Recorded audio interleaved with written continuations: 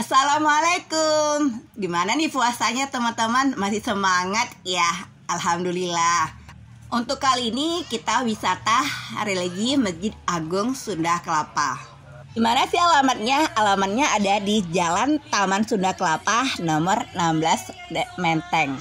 Bertepatan kita di hari Minggu kemarin di tanggal 24 Maret ada acara nih dari BSI-nya, yaitu bazar dan juga lomba dari BSI-nya ini untuk semuanya yang sudah pemenang dari perlombaannya.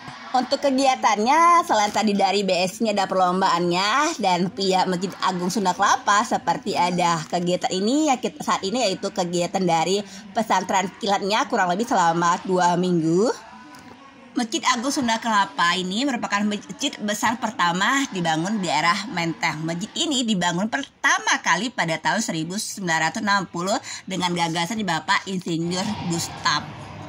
Beberapa kali mengalami kendala, akhirnya pada tahun 1971 pada tanggal 31 Maret yaitu pemerintah DKI khususnya Bapak Gubernur Ali Sadikin yang meresmikan juga Masjid Agung Sunda Kelapa ini. Untuk jarak ke Masjid Agung Sunda Kelapanya ini menggunakan KRL. Untuk khusus yang daerah Bekasi atau juga daerah Duri turunnya di Sudirman. Kemudian kalau untuk tujuan seperti Bogor ataupun juga Jakarta Kota turunnya lebih enaknya di stasiun Cikini. Nabi mengajarkan kita untuk aktif berolahraga. Dan olahraga yang pertama itu adalah memanah, yang kedua berkuda, dan yang ketiga berenang. Dan yang kedua materi saya, mari kita jaga puasa kita dengan tidak melakukan hal-hal yang dilarang oleh syariat. Dan yang ketiga kita doakan. Jadi masih suasananya bulan suci Ramadan itu pihak Masjid Sunda Agung Kelapa ini mengadakan pesantren kilat untuk anak-anak.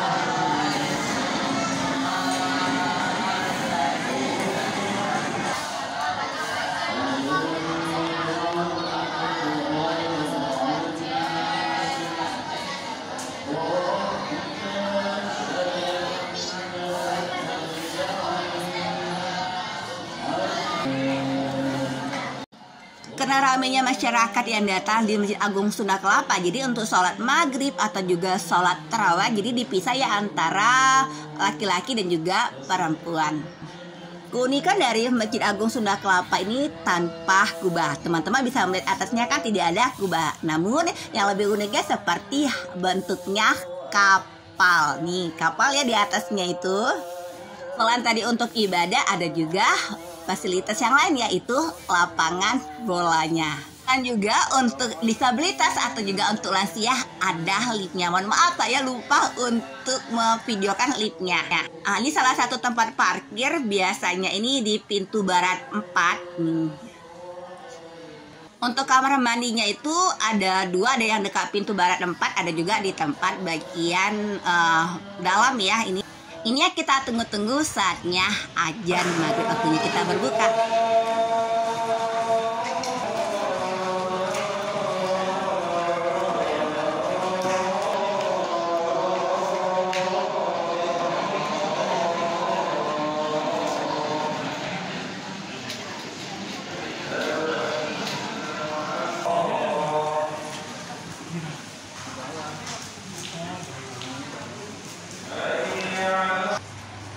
Dan inilah dia ruangan intinya, yaitu tempat sholatnya.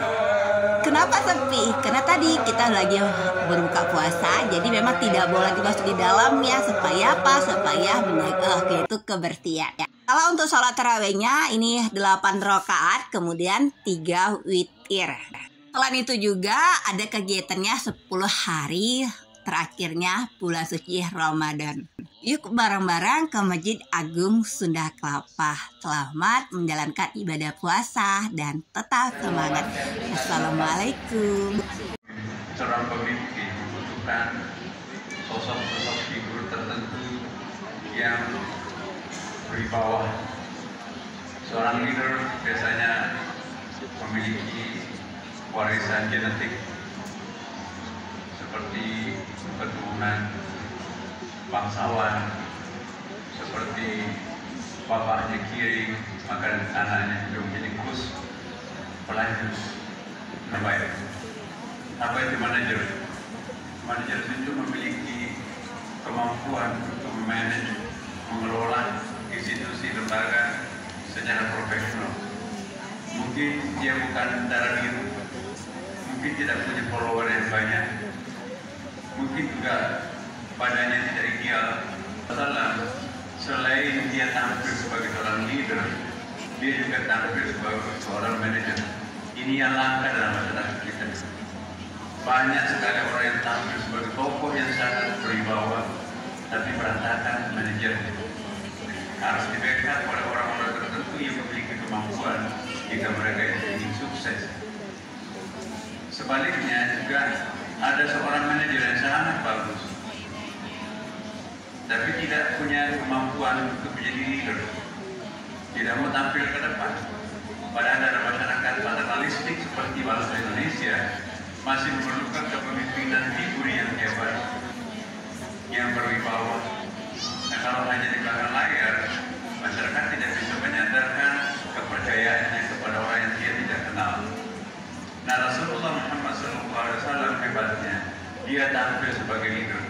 Persoalan-persoalan mikro dalam masyarakatnya itu dia selesaikan. Bahkan sampai rumah tangganya pun juga dia sampai mengambil alih beberapa hal. Nabi tidak pernah membebani istrinya untuk memasang kancing bajunya sendiri.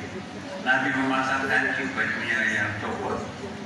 Nabi menjahit pakaiannya yang robek. Kadang-kadang juga Nabi bekerja di dapur. Dan inilah Rasulullah, seperti tidak tampil sebagai seorang kepala negara, tidak tampil sebagai seorang panglima angkatan perang, tidak tampil sebagai seorang qadhi pengadilan paling tinggi, dan tidak tampil sebagai seorang nabi dan rasul. Dia seringkali menampilkan dirinya sebagai seorang manusia yang sederhana.